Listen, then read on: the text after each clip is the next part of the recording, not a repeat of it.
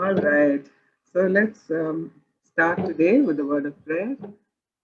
Father, we thank you, O God, for each of us, O Lord, who's gathered here in your presence to learn your word. Spirit of the living God, fall afresh on us, fill us to the overflowing, O Father, so that, O God, we will always be full of the Spirit as you have commanded us to be. And even as we study your word, give us understanding. Help us, O Lord, to have a mind, the mind of Christ, O Father, and to understand your word, to really understand the depth of everything that you want us to know today, O Lord. Thank you, Savior.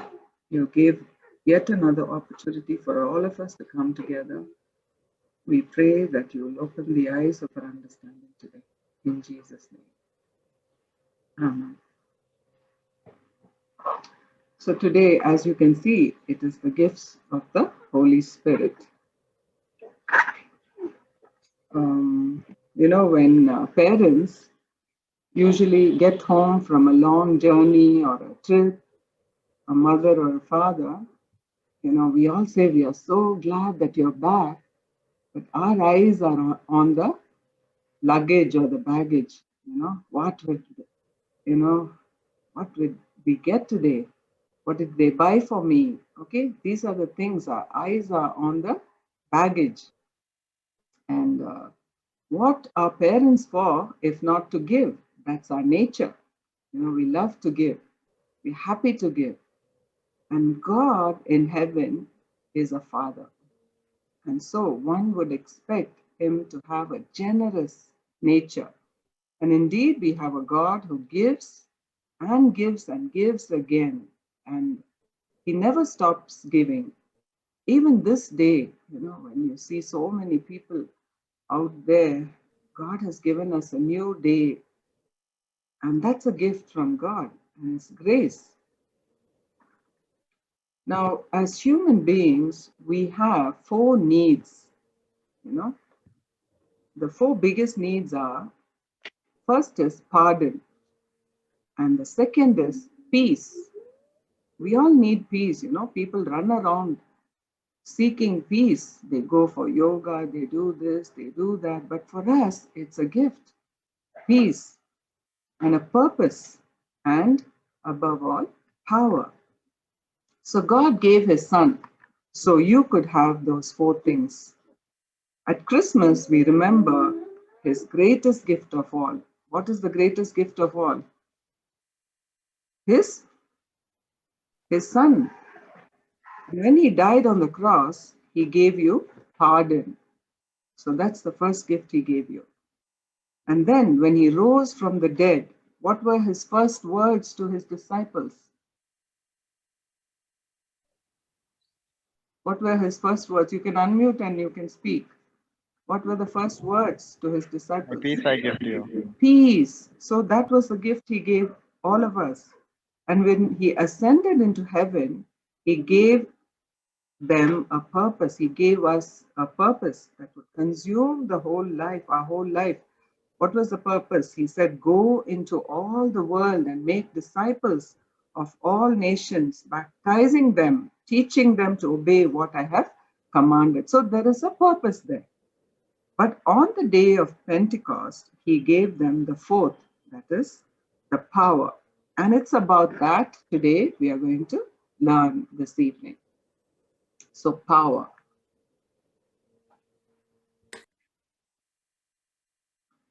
Now, the power was seen when the people of God came together in that upper room. You remember that scene in Acts chapter 2? The gifts were first manifested. The gifts of God gave them gifts. That's the first time it was manifested on the day of Pentecost, when they were gathered together in prayer and fasting. And then that was the first gift. That is you saw the fire coming down on each one. And then what happened? They started speaking in different languages or tongues. Today, I hope after the study, we'll have a passion, at least for one of these gifts. All these gifts were given not for themselves, not to keep it. Not these gifts are given to benefit the body of Christ. Well, there are many basic questions. This gift,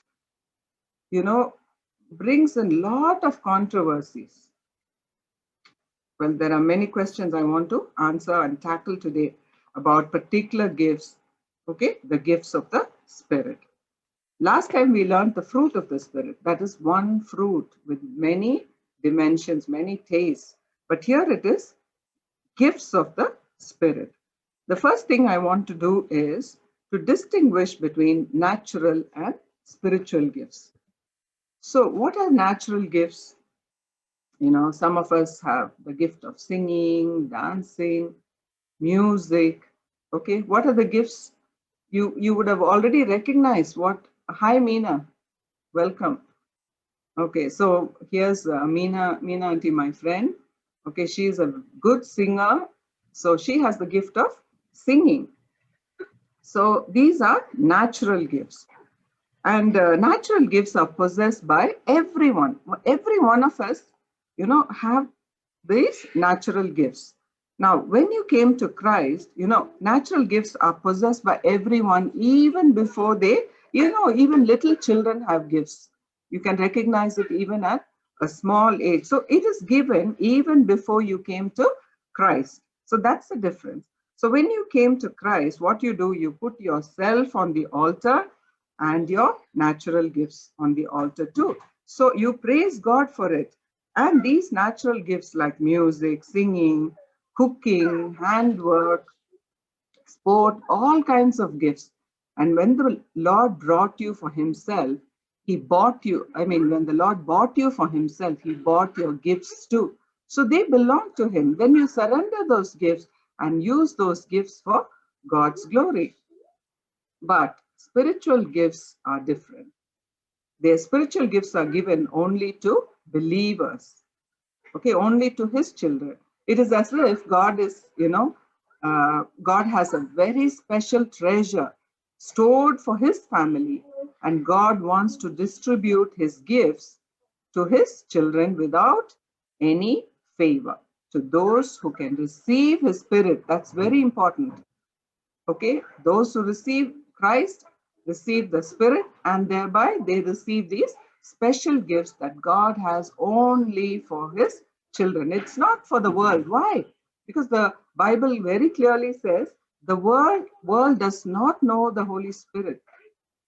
So they cannot have it. It's specially for his children. So, well, now we'll look at these gifts. It's a sad fact that every gift of the Spirit, has a human substitute. What do I mean by that? It has a satanic counterfeit. All right. And what appears as gift may not be gifts from the Lord.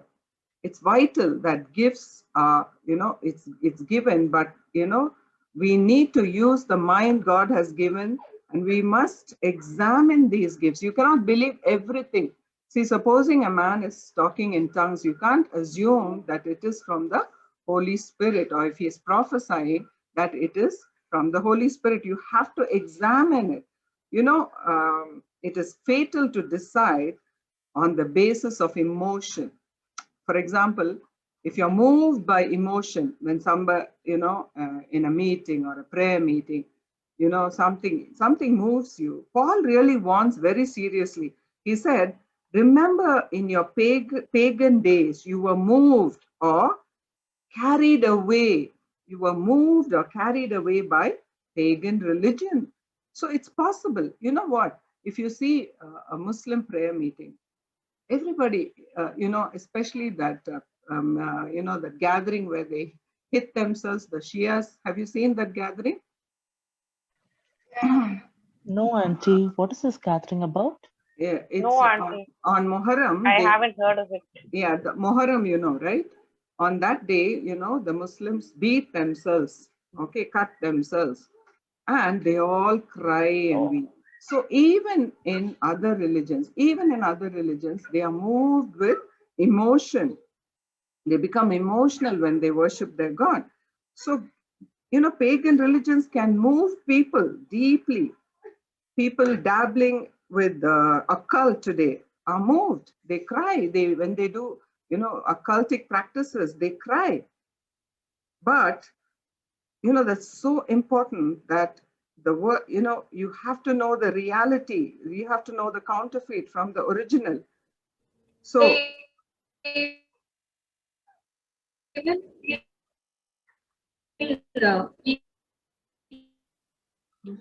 Anna? See, there's an existential, approach to reality. Tano, I didn't hear what you said. The world judges, we couldn't hear you. The world judges reality by emotion. Paul says, turn away from these things and turn to the living God. So mere emotion is not the test. Some people say, when I went there, I started laughing. I couldn't control myself. I started crying. I couldn't control myself. Don't assume these things are the result of the Holy Spirit. It may not be. It cannot be if it is like, it's just not the sign. Emotion is not the sign. So don't be led astray by your emotions. You may be moved in the human spirit, mass hysteria. Everybody starts, shaking and screaming and, or, clapping or moving in a particular way. All these are mass hysteria. And, that doesn't mean that the Spirit of God is there. It's not the Spirit of God moving, Then what is the sign? How do I know whether, in a prayer meeting or in a gathering, that the Spirit of the Lord is there? All right. So first of all, they will acknowledge Jesus Christ as the sovereign Lord, and not if any place where they don't acknowledge that Jesus is sovereign, Jesus is Lord, and put him on the throne, then that is not from God. You know what? Sometimes I have seen meetings where they, there's healing going on. There is, something is going on there, but they'll say, I prayed and he got healed. I did this, come and tell a testimony. I did it. I did it. So there, the Lord is not enthroned there. He's not the Lord there. They are using their own names, And some years ago, there was a man in America. He blew the whole world into kind of a frenzy that people were watching him all over the place. And he was baptizing people in the name of Bang Bang. Okay, so it's so obvious. Sometimes it's not obvious, it's very subtle. So like this, there are people who do miracles, signs, but in whose name? So that is the first sign that Jesus is the Lord of that place, or it is just by flesh or by the devil. Okay, so that's not the Holy Spirit. So also healing can be not always the Holy Spirit. Healing can be of the flesh. We naturally get healed because God has, designed our body to bounce back. So healing can be natural. Healing can be, of the Holy Spirit, and that will be fantastic. That's wonderful. And the third is of the devil, because that is damnation to the soul, but maybe healing to the body. So you have to be very clear what is the source of the miracle. So where Jesus is Lord, where people recognize it spontaneously and say Jesus is Lord, we know the Spirit of God is moving. You cannot say Jesus is Lord without the help of the Holy Spirit. That's what the Bible says. And one way to recognize, the greatest way that even Paul or John says is you have to elevate Jesus and call him Lord. Only only believers can call Jesus Lord. Do you know? Some people say they are believers, but they say, the man upstairs, or they swear, simply they say Jesus Christ, Jesus Christ. No, Jesus is Lord. If he is Lord in that place, only then those miracles or whatever signs is from the Lord. Though not just using the name of Jesus. Everybody uses these days, like a swear word they use. So that is not it. So the gift of God, the gift of the Holy Spirit is always not to elevate themselves. You see the majority of preachers, they call their own names first of all.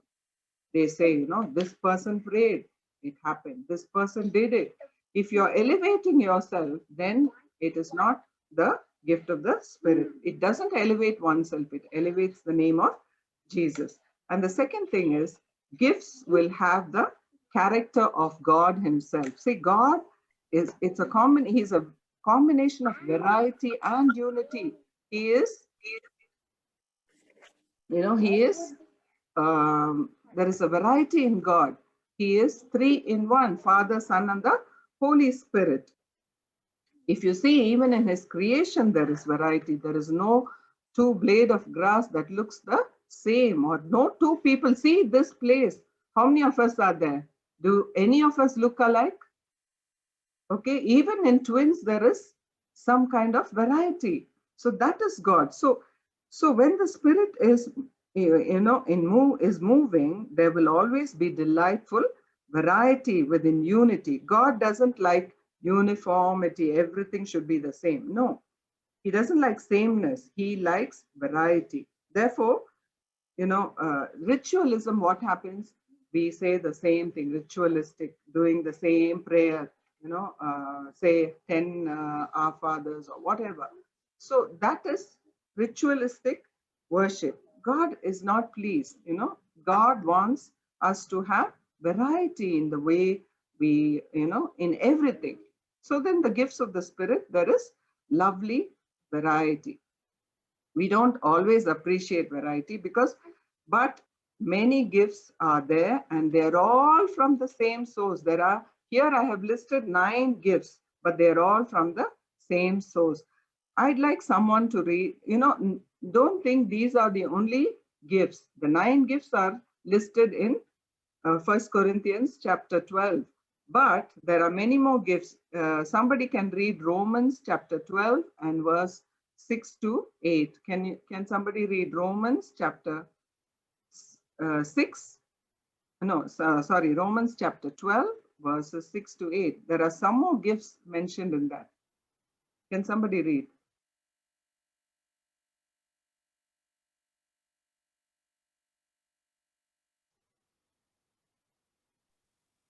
I'm reading from NKJV. Okay. Having then gifts differing according to the grace that is given to us, let us use them. If prophecy, let us prophesy in the proportion to our faith, or ministry, let us use it in our ministering. He who teaches in teaching, he who exhorts in exhortation, he who gives with liberality, he who leads with diligence, he who shows mercy with cheerfulness. See, there are many more. Okay, someone else can read Ephesians 4, 11 to 12. Ephesians chapter 4, verses 11 to 12. See the gifts listed there.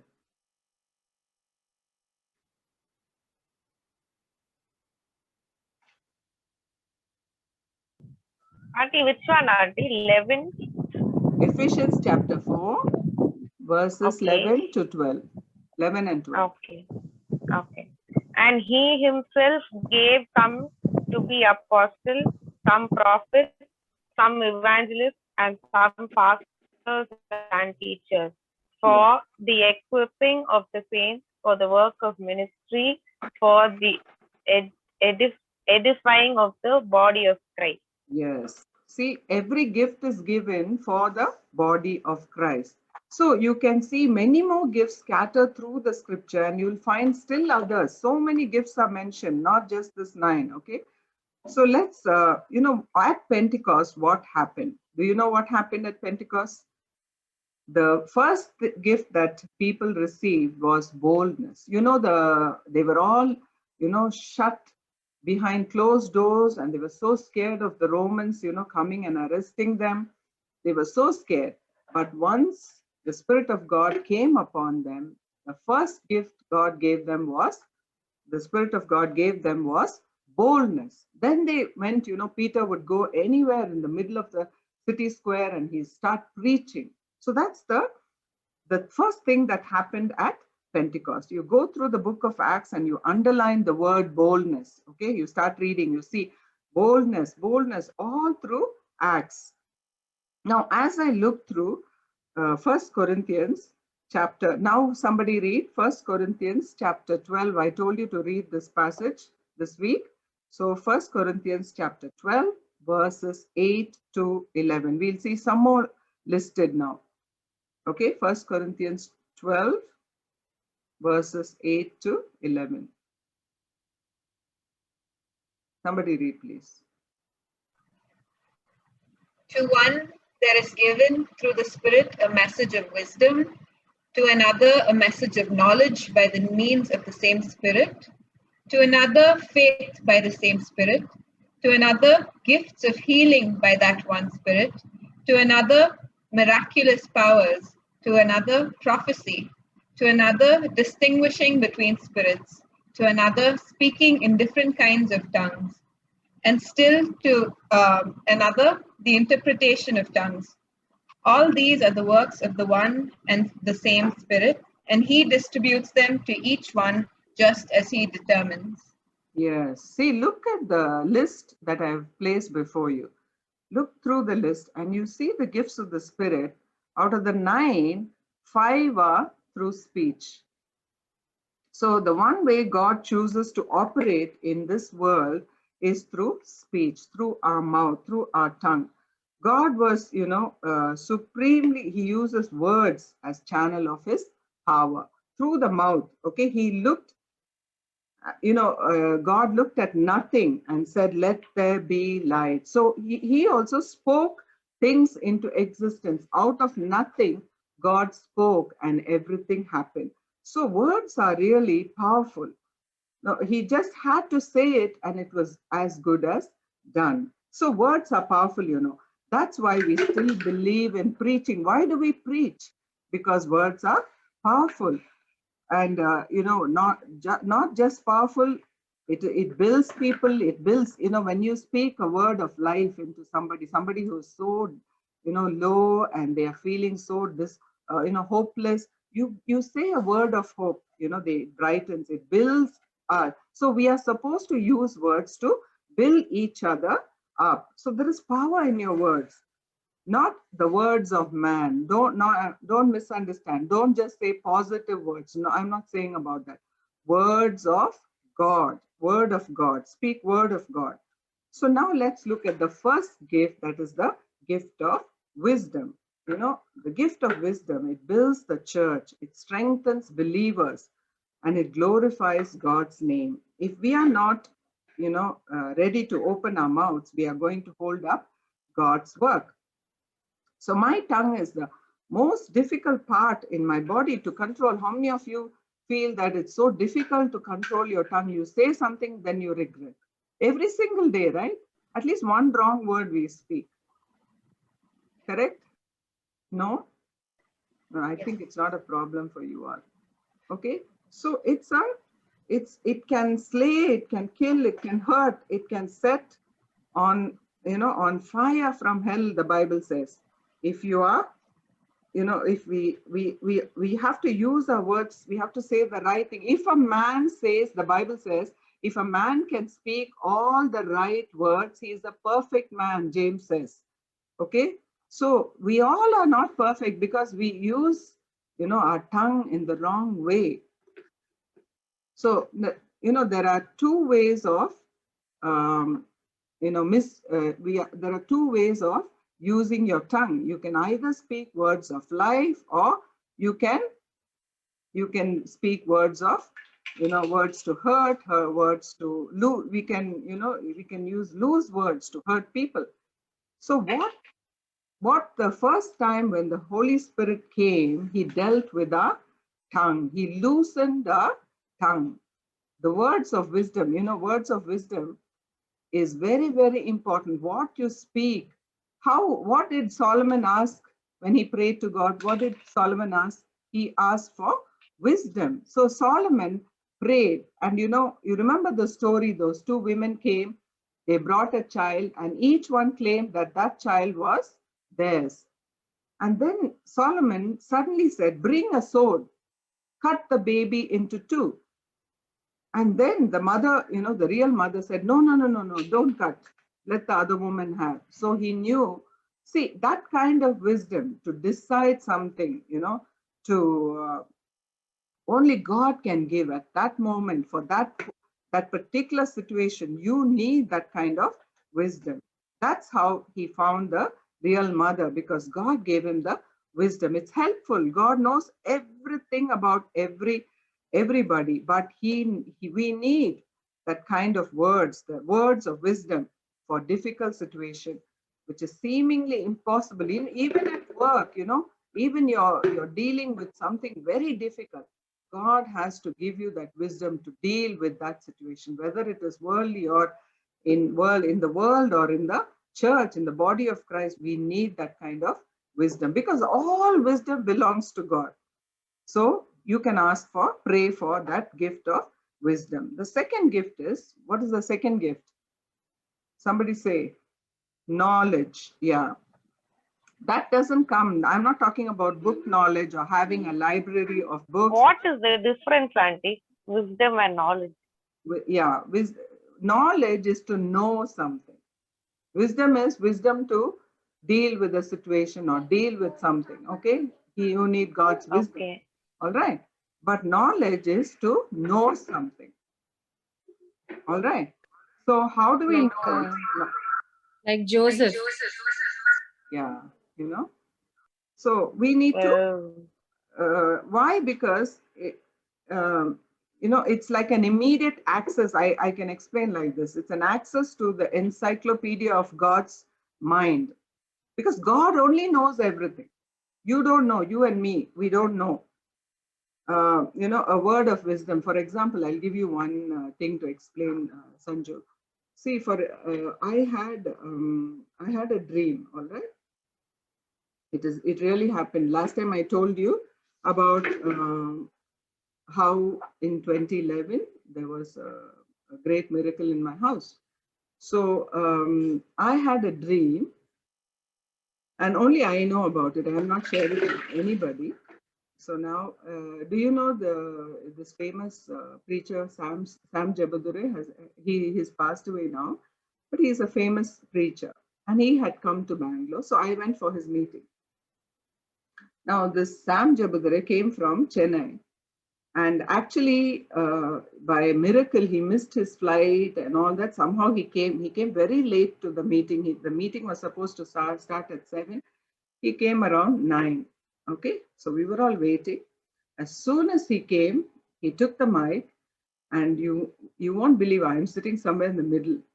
All right, and he said, one person had this dream. And he exactly told what dream I had. And he said, do not worry about that dream, okay?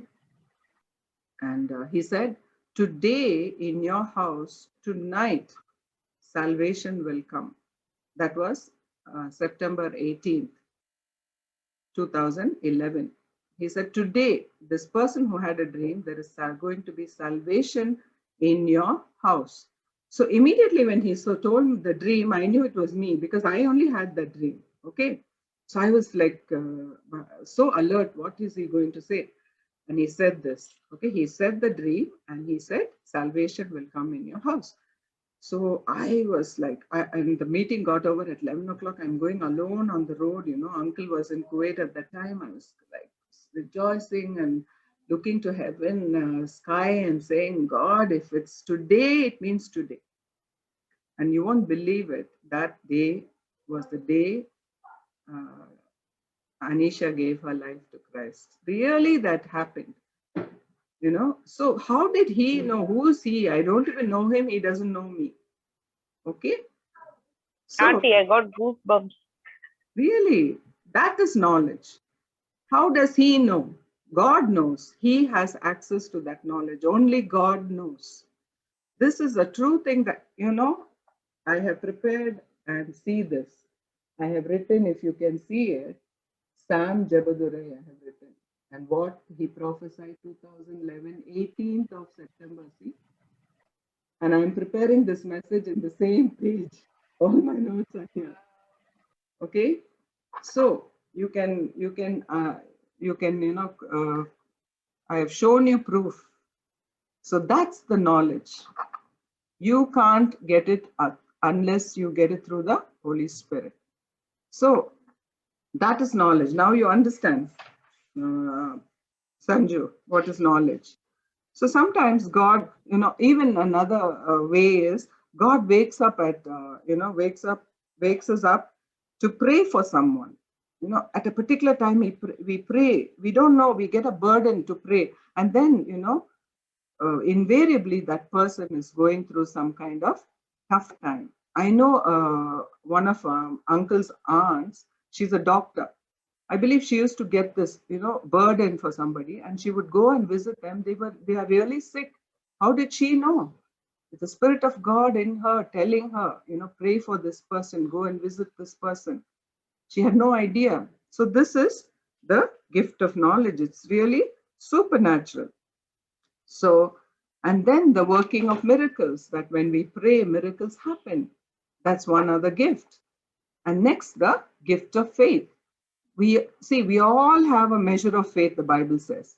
But this particular gift, the gift of faith, is for a particular situation. Extraordinary faith to believe, God, defeating odds. Like, for example, church missionaries in those days. How did these huge churches come into existence?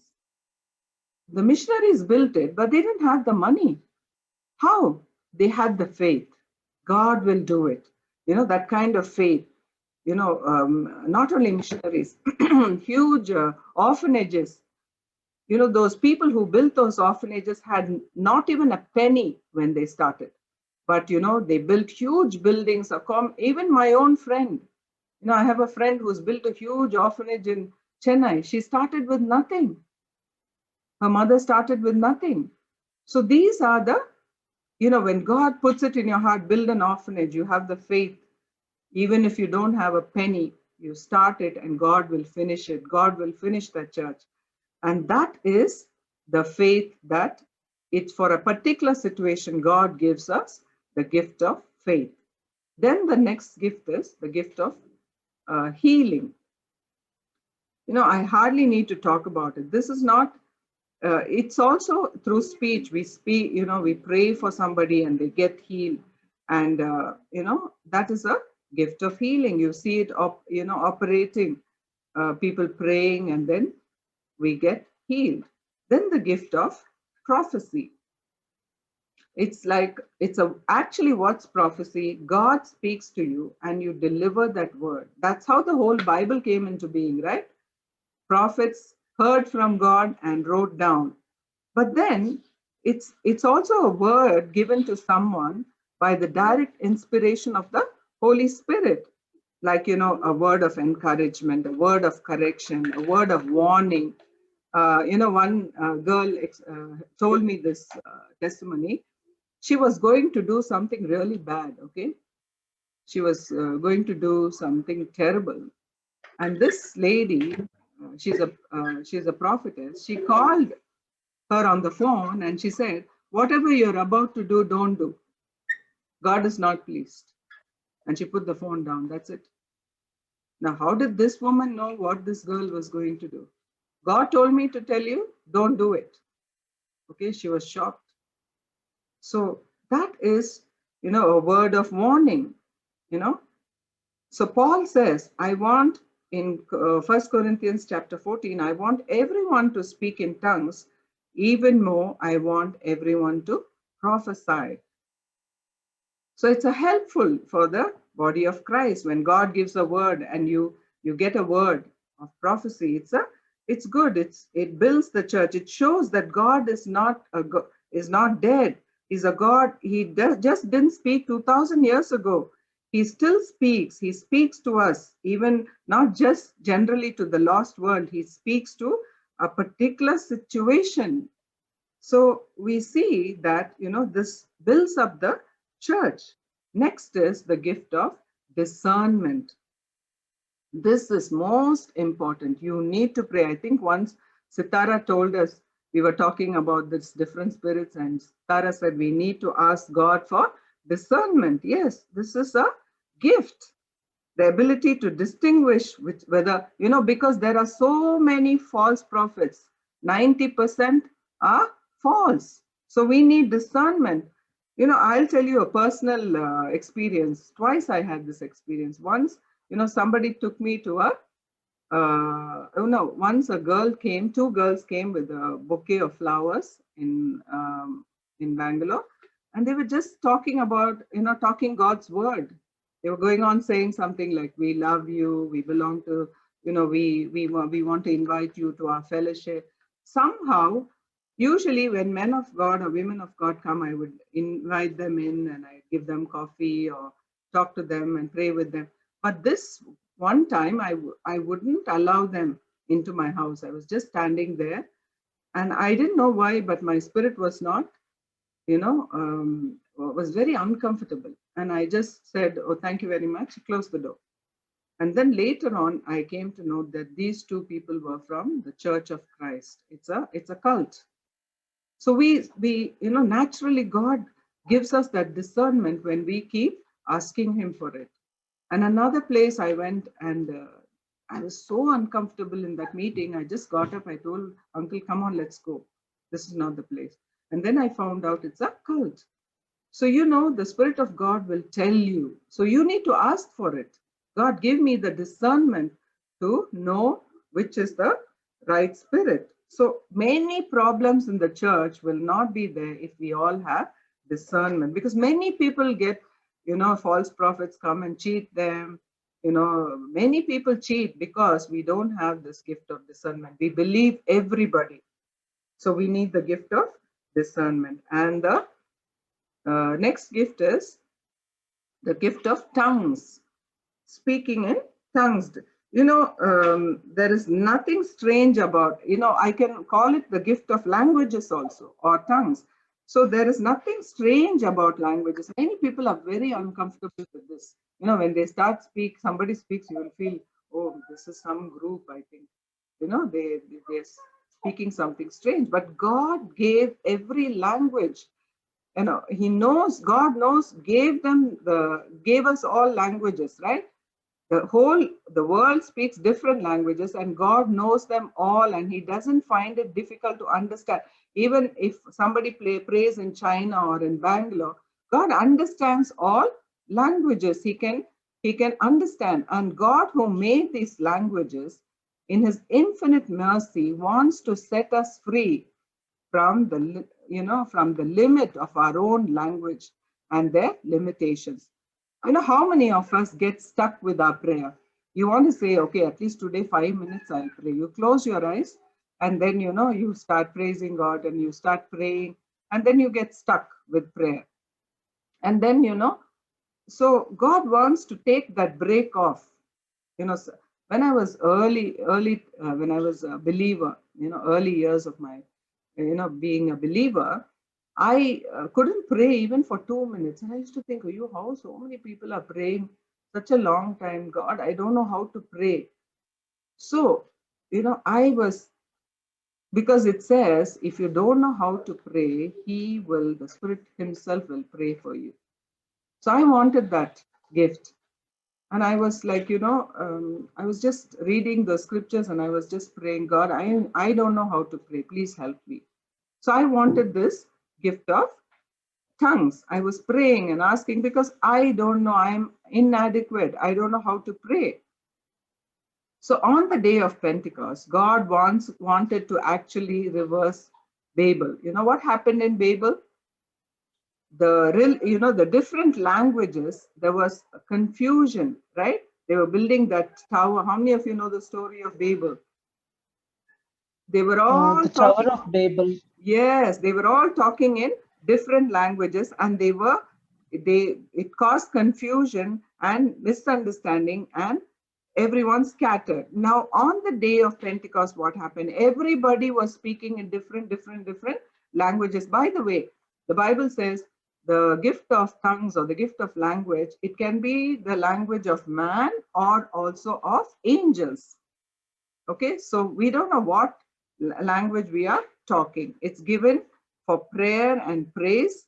And so it does, when the gift of tongues came, the church was gathered. What was scattered at Babel, now the church was gathered together. Okay, and this gift is for prayer and praise. It's not for preaching. I've seen some preachers, they'll come and they'll take the mic and start talking in tongues. Nobody can understand. It is not for preaching. It is for your own prayer, personal life. It is given to address God, heaven, not for preaching, not for speaking publicly and showing off. It is a very private thing. Paul says, if you don't have interpretation, don't talk in tongues, because it causes confusion. And next, the gift of interpretation. So when this is all the, when some people, when they speak in tongues, some people have their own interpretation. They can tell what they spoke. So, or you can, other people's language also you can interpret. That's the gift of interpretation. So all of the gifts that I mentioned are given by God, and He decides who gets what. But that doesn't mean we can't ask or desire. It would be utter contradiction if we simply say, well, God is totally arbitrary and He will just pick people and give whoever He wants. But that's the, not that. You can ask, you can honestly desire. Even Paul says, desire greater gifts like prophecy. So you can ask, you can say, God, I need it. I need wisdom. I need knowledge. I need faith for this situation. Or somebody is sick, you say, I need the gift of healing. You can ask, but God decides who gets what. But He definitely considers your desires. So in the 9 gifts I have listed, think for a moment now, which gift you would like to have and you would like to receive, and how earnestly you desire that. You really want them. You can ask God whether He gives or not, that's up to Him. But we can ask God, give me this. I need it. I can't. I need the wisdom for this situation. I need this. I need faith. So He will decide, and but we should desire. Oh Lord, I need it. You can ask, and you can keep on asking, not just to elevate yourself, but to be useful to the kingdom of God. Ask and you will receive, God says. But the sad part is, this kind of the gift of the Holy Spirit, usually gives at least some people superiority complex. Oh, I have 9 gifts, or I have 5 gifts. I'm fivefold ministry I have. Superiority complex. Or you say, oh, I don't have any gift. Whatever auntie said, I don't have anything. Inferiority complex. That, no need. Those who have the gifts, or you don't have the gifts, you are not in any way inferior or superior to in the sight of God. Okay, those who have the gifts of healing or gift of prophecy, somehow they are not in any way superior. So to those who have tongues or whatever. Okay, but these days the people think once they have, especially gift of healing or this public gifts, they think they are invincible. Sometimes, they leave the church and they start their own group. And what is the remedy? It is only, we have to recognize we are a body. How Paul beautifully explains, See, some gifts are like we think it's important, like an eye. Supposing the gifts are likened to different organs of the body. You think that eye is the most important gift. Okay, but a whole body cannot be an eye. A whole body cannot be a nose. Okay, we can only be parts. So gifts should not divide us, but unite us. Look how beautifully Paul explains. If you think the ear is inferior to the eye because you think the ear only can hear or hang spectacles, then you are wrong. You may think, what is this ear? It can only hear, it can only hang spectacles, like how I have hung it around my ear. So then we are wrong, okay? Because you know, do you know there is another function of the ear? Can anyone tell, apart from hearing, apart from putting your glasses on, what is the other function of the ear? The science student will know. Any of you did science? Balance. Balance, yes. Without your ear, you cannot stand upright. You know that? There is an organ called, there's a small part in the ear called cochlea. You would have learned it in grade 10 or 11. And that keeps your balance. If that is not functioning, so ear is so important. To walk upright, you need your ear. See how important ear is? Okay? So it's most important because it keeps your balance, which is very important. Then the problem with the body of Christ is that ear is telling the eye they can talk to each other. You know, because I'm not an eye, the body doesn't need me. We all feel inferior. You know, in the even in natural gifts like singers, okay, those who lead, it looks so you know, it looks so glamorous, all of them singing, playing music. Okay, you wish, oh, I wish I had that gift, and not just any other gift. Like even in natural gifts, we feel superior when we see somebody with a glamorous gift. Okay, you may think, oh, he's an eye, the eye is so important. Okay, so we feel inferior because I'm not the eye, the body doesn't need me. Did you ever feel like that? Do you ever feel that, oh, without me, the church can manage? I'm so insignificant, I have nothing. Okay, do you feel like that? You know, in fact, in our natural body, how beautifully Paul says, you know, the most vulnerable parts, for example, the parts we can't see, the heart or the lung, without them, we cannot live, but they are so important, more than the eye, more than anything, but every part is equally important, right? So he's saying, like, if maybe one of you is an eye, one of you is a nose, one of you is a ear, one is a heart, one is a tongue, like that, we are part of this body, which is called the body of Christ. We are the body of Christ. Christ is our head. So, you know, you hardly, but you know, sometimes the most insignificant member in the church may be doing the greatest work for the kingdom of God. They may be winning the greatest number of souls. You know, have you seen this quiet people? They'll be doing the work behind the scenes. You know, they'll be serving the Lord. They'll be, you know, ministering, telling the gospel. So no need to feel inferior. You know, there is no need to feel inferior, no need to feel superior. Take, for example, the hand, okay? Hands and the feet. Let's compare hand and feet, okay? Your hand can do so much, so many marvelous things. For example, your hand, you know, it can, for example, your hand can comfort. You know, you can shake somebody's hand or you can squeeze somebody. Okay, you can say everything is going to be all right. You can pat them, you can challenge them, you can defend them, you can express with your, see, so how much I'm shaking my hand. So hand is so important. And for example, if one of your finger is injured, okay, have you had an injured finger? How much we miss that finger, you know? You can't eat properly, you can't put your buttons on, you can't comb your hair, you know? One suffers, one finger suffers, we suffer, the whole body suffers. It's like that. If I am the hand and I have an injury, okay, you all will suffer. Like how our body, if one organ is not functioning properly, the whole body suffers with it. It's like that, okay? Now, you know, just because, and so because your hand is doing so much, the feet can't say, you know, oh, I'm not doing much. I'm just holding the body up. The feet can't say, oh, I'm just so insignificant. Without the feet, can the hand go anywhere? Okay, you can't just say feet can't just go by itself.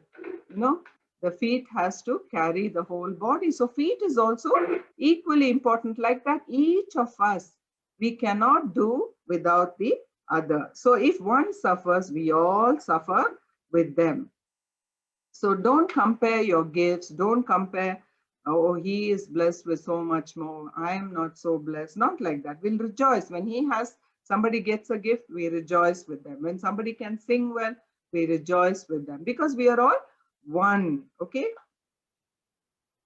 So, so that is the way that, Paul explains that we are all one. So if we think that we are one body, and, Sanju's gift of singing is my gift too, because she is part of the body. She sings well.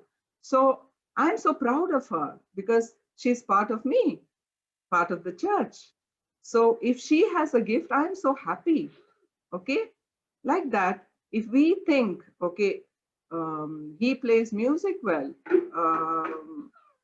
Robin plays music well. So if he can play so well, I'm so proud of him because he's part of us. Okay, so we are not jealous of each other. We don't feel superior. So like that, each of you, God has given you Pratibha, gift of teaching, and Anisha, Anita, gift of singing. So Ria, each of you have, she has so much compassion, love. Nitin has, so much patience. Okay, so we all have so much, and Abhishek has the gift of teaching. So every one of us, we even, and Sithara, encouragement and knowledge and wisdom, and Sarah is so smart. So like that, we all have so many gifts, and we should be proud of each other because we are all one body. It's like telling, you can't just say, you can't say if your finger is injured, let the finger get well. It is suffering. Do you say that? The finger is injured, let it get well. No.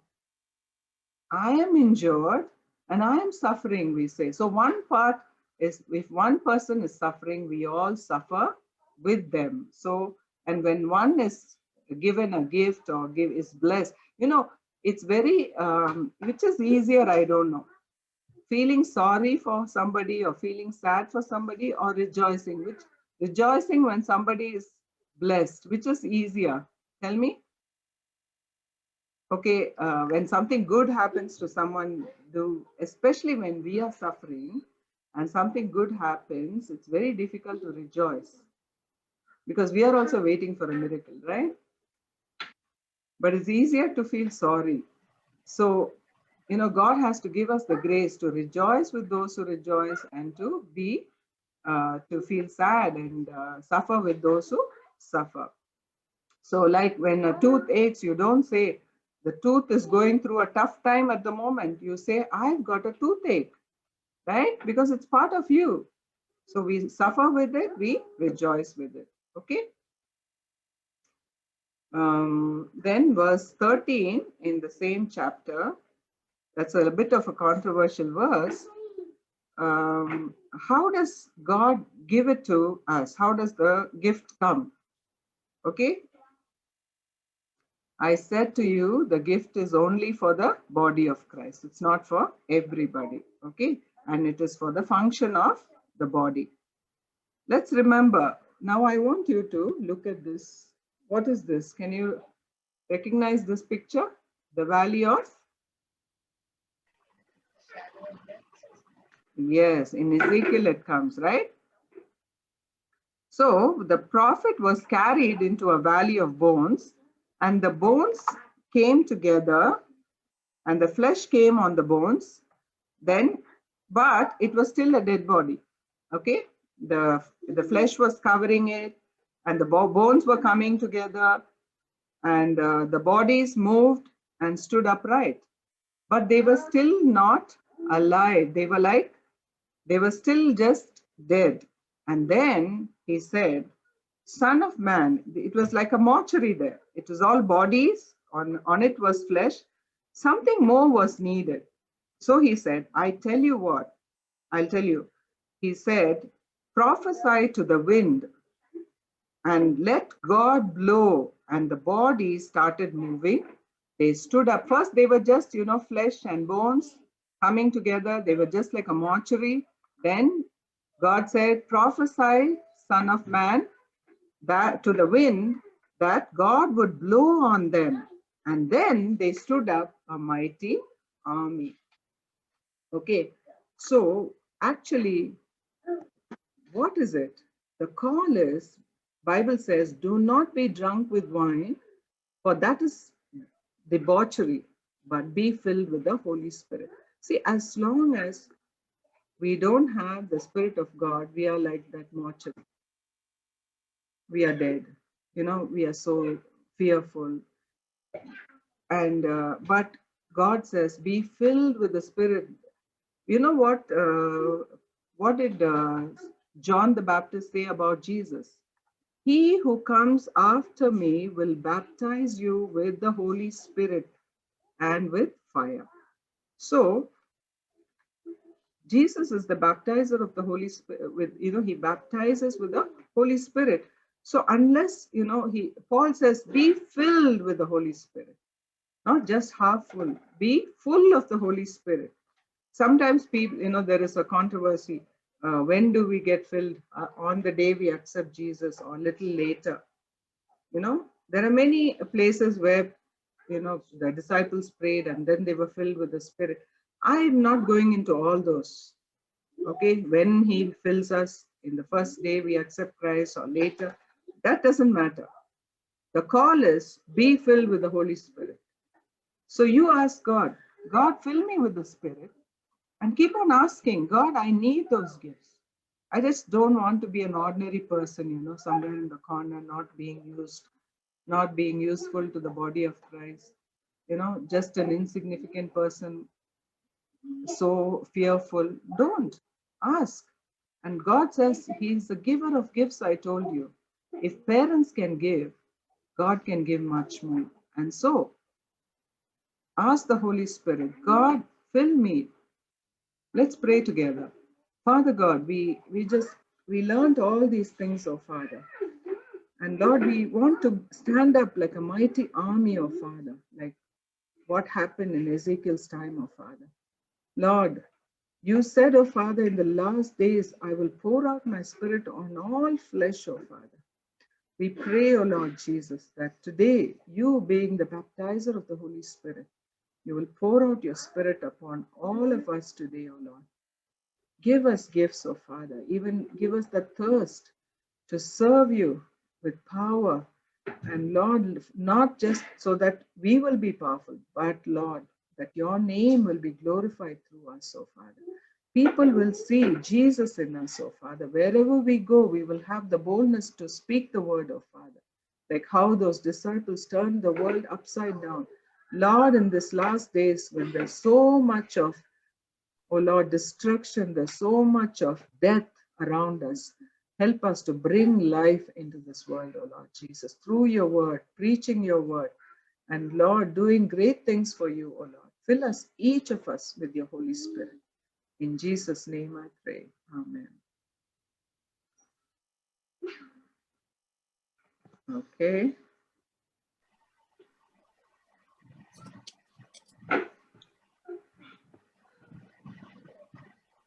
So, Hi, Meena auntie. Hi, Geeta. Ria said hi. Ria said hi. Hi, Ria. Hi, auntie. Hi, auntie. Hi. Hi, Chanu. Hi, everybody. Yeah.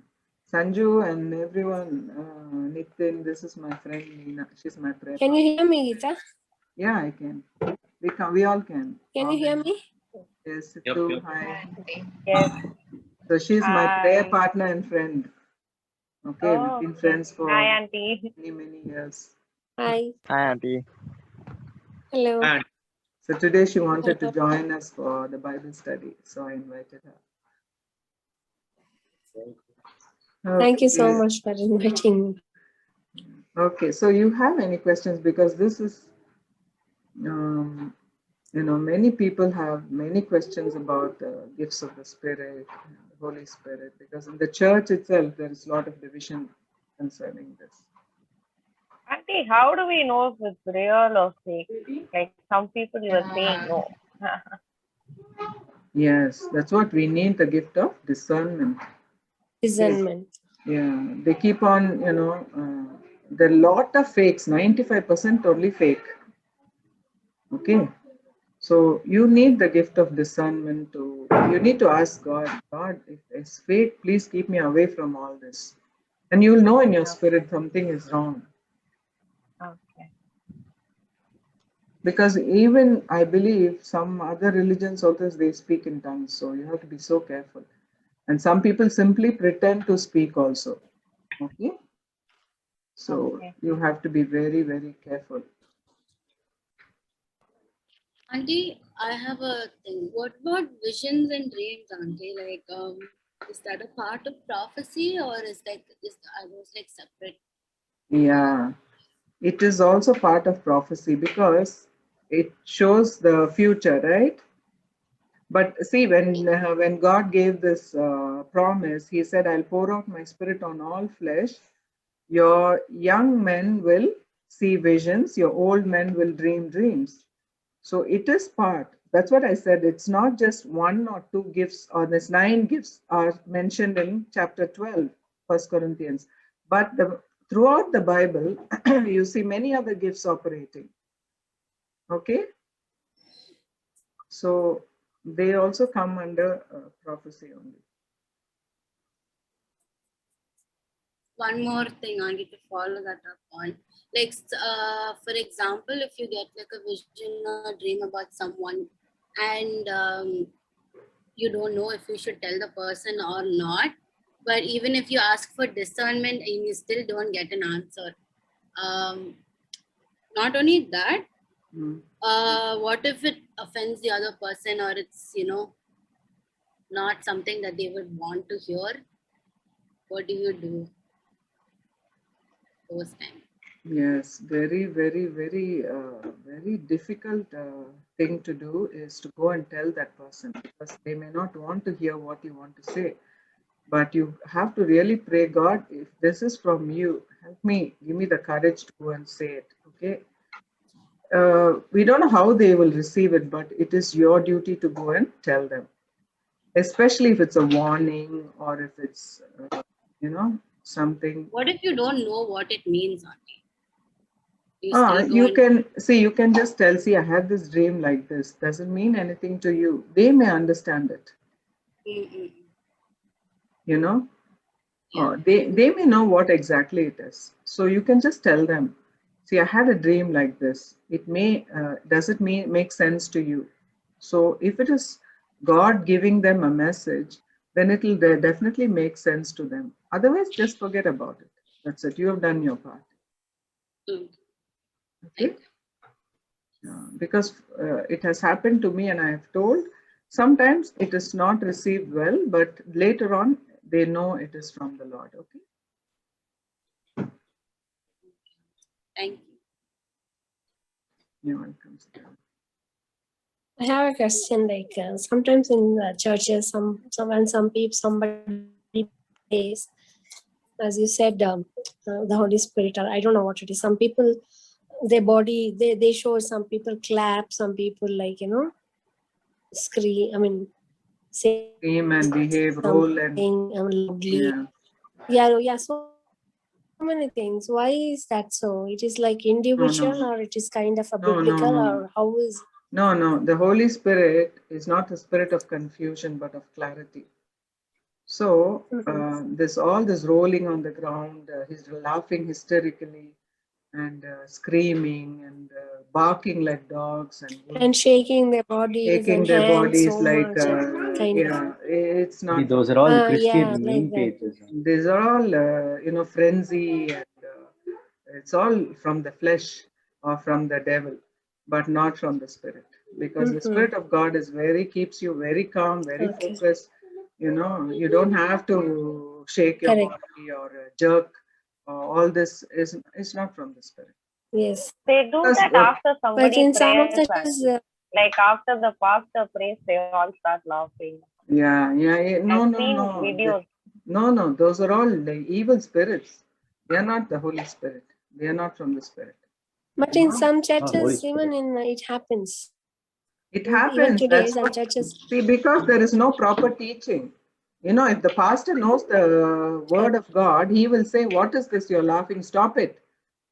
Okay, there should be order in the church.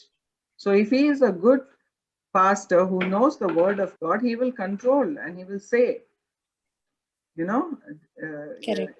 the Spirit of God, you know, whatever we do is under our control.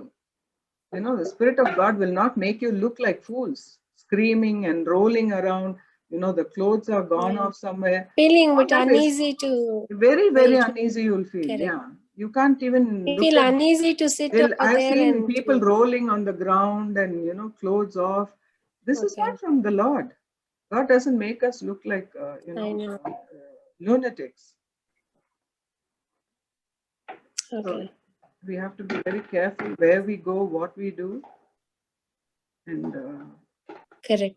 you have to be really Because I used to go to one church and I was not comfortable with that kind of a worship because when people pray, you know, doing all the shaking, need to, hand yeah. clapping, and Are you there'll be talking no about peace. worship or It was Clapping is too prayer? loud okay. and too much of. Are you talking about worship or prayer? Because I Worship feel is that okay. You know, when you people are way worship, too solemn when Worship, worship no. is not happening. worship. You're talking Worship, about you when can they pray clap, you can sometimes. lift your hands, you can, you know, Yes, yeah, like African yes, churches, they yeah, dance. That is, I'm not talking about that. I'm talking about yeah. hysterically they We're talking about a scream and prayer laugh. thing. Yeah, when they think that is Yeah. the manifestation of the Spirit, it is not.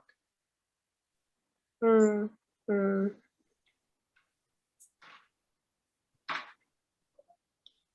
Because There's a lot most of the, fakes. and you know, gold dust falling. Please don't fall for all that. Gold dust will fall, and I saw in another And we church know. they are drinking a bottle of water. They are saying it's going to become wine, and then you know Oh everybody my is God. saying, "Oh, hallelujah! It became wine." And how is it going to glorify God? And then they're saying now in your Yeah. account money is going to come. Check your purses and check your account. Money is going to come in. See, all that is like, okay, see, I'm saying the gift of faith. I told you the missionaries, they started with nothing. And you know, God gave money to build the church. I'm not talking about that kind of, like this kind of cheap, you know, making God look very cheap. Like you got 500 rupees in your purse. All rich people in that church. Okay, how is that going to make a difference? Kind of fortune telling, like Yeah, something fortune. not from God. Yeah. So you have to be so careful not to get into all this kind of things that are not in the Bible. I have one question. Yeah. Word of wisdom, word of knowledge and prophecy is similar, no? Prophecy is you hear from God and say, okay. Word of wisdom Okay, is you get a knowledge of something happening in somebody's life. Like how Sam Jabadare told that what dream I had, how did he know? He had a gift of knowledge and he said somebody had this dream. You see the okay, so difference? I thought that was similar to prophecy. Also kind of prophecy, it's more like knowledge. He knew that what is happening in my life. Okay. Like I told you, when you have a burden for someone to pray and you know they are going through some crisis, how did you know? So that is gift of knowledge. Okay.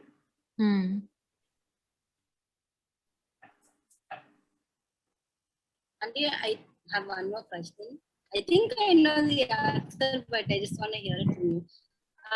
Can your spiritual gifts be taken away?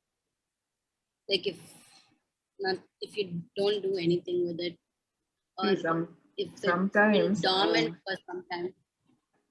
Sometimes gift is always to be used, okay, but sometimes like how the only thing I can think about is when Saul sinned, the Holy Spirit was removed from him, right? So, but sometimes I also see that people continue to sin and continue to use the gift. Okay, so don't just look at the gift and say this person is a righteous person, because gift and character are totally different. Okay, some people may be operating in the gift, but they'll be totally, off. The teaching will not be right. Just because of a gift, don't put somebody in the pedestal. Because God doesn't look at the gift, God looks at the fruit of the Spirit. Whether we have character or not. We are going to be judged by that, not by the gifts. Gifts are just given to us. We have nothing to boast. Okay? And to answer Sitara's question, it is the gifts and calling of God is irrevocable. So I don't think he takes it back. Yeah. So they continue to operate sometimes in the gift, though they are sinning. That's the reason that Jesus says, right? I mean, those people say, Lord, we prophesied in your name, we cast out demons in your name, but God sends them to hell. So And probably, yeah. He says, I never knew you. Yeah. But their character was lacking or something. Yes.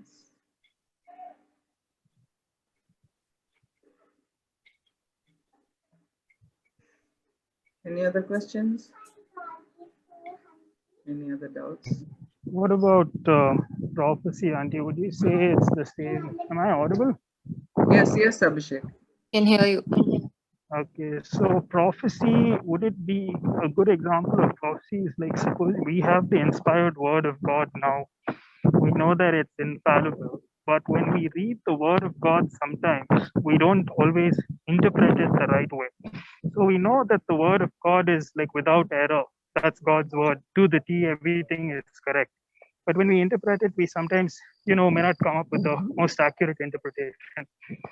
Likewise, prophecy also is inspired, coming straight from God, direct revelation from Him. So He's not going to make a mistake in His communication. What He says is accurate. But when we receive it, first we have to receive it.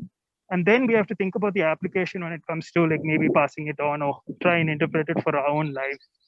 There could be a mistake in that. So would you say that it's very similar to like interpreting scripture? That's where we go wrong with prophecy.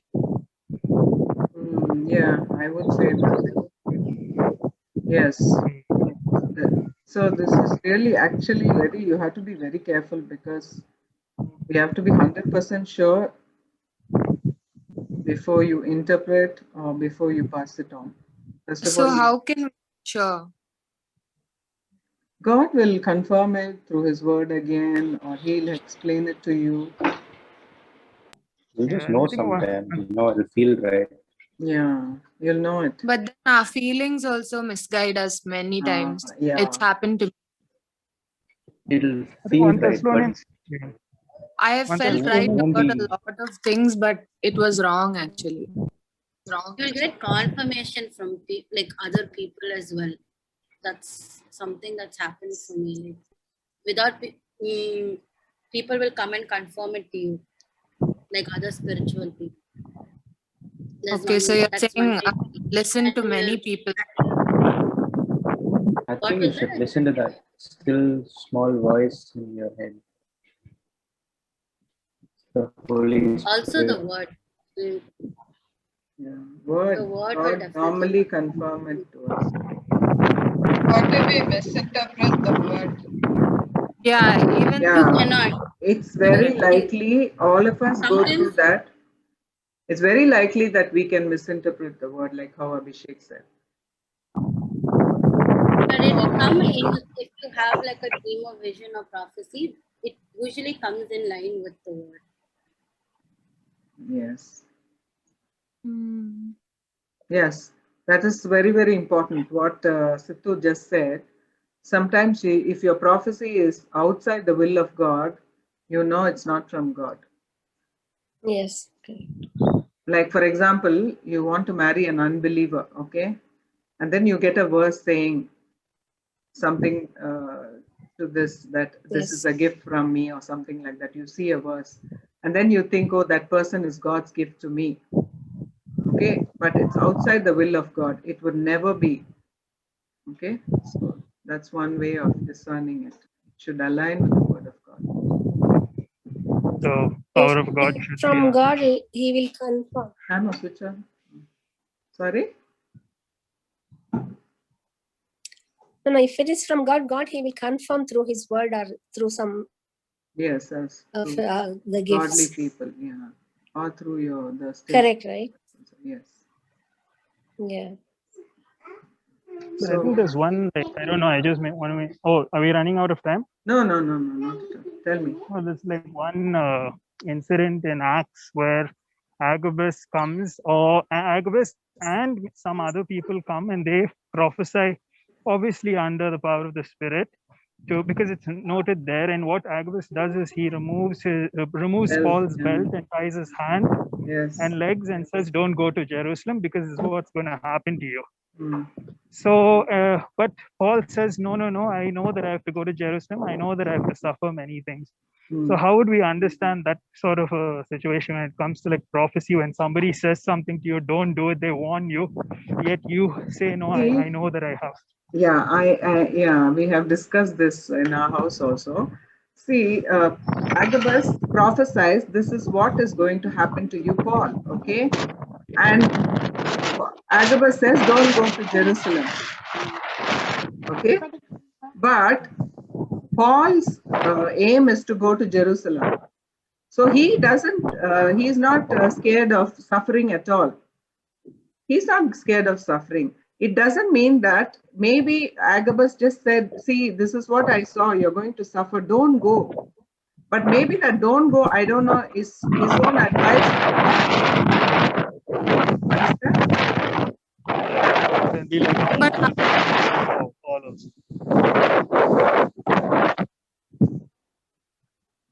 You get it? Yes. So Paul was not How do we scared know of- that Paul was not disobeying God by going?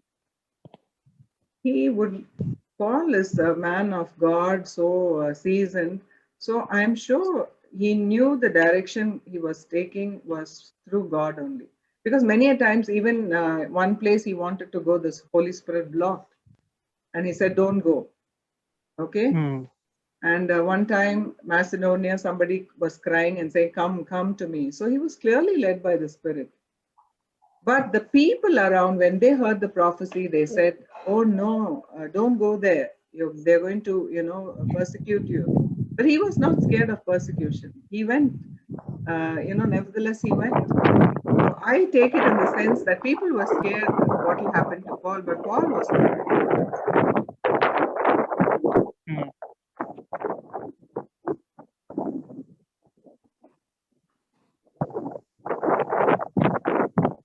But I don't think it was disobedience.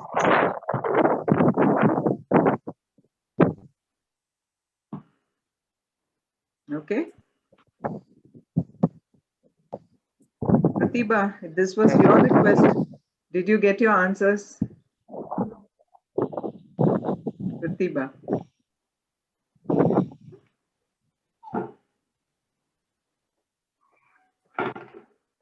Okay. So if you don't have any questions, then the next chapter is about love, and Anisha wanted love last time, remember? And I was so happy because the next chapter, that is chapter 13, is about love. Yeah. So, one. let's learn about love next time. Okay, because all these things are there, there's no love, then it's nothing, the Bible says. So let's learn about love. Okay. And you also have anything to say, you all come with your inputs also. Okay, we'd love to hear what your experience. Okay. Okay. All Thank you. right. So see you all. Thank you, Auntie. Thank you, Auntie. Bless you all. Bye. Thank you, Gita. You're welcome. Bye. Bye.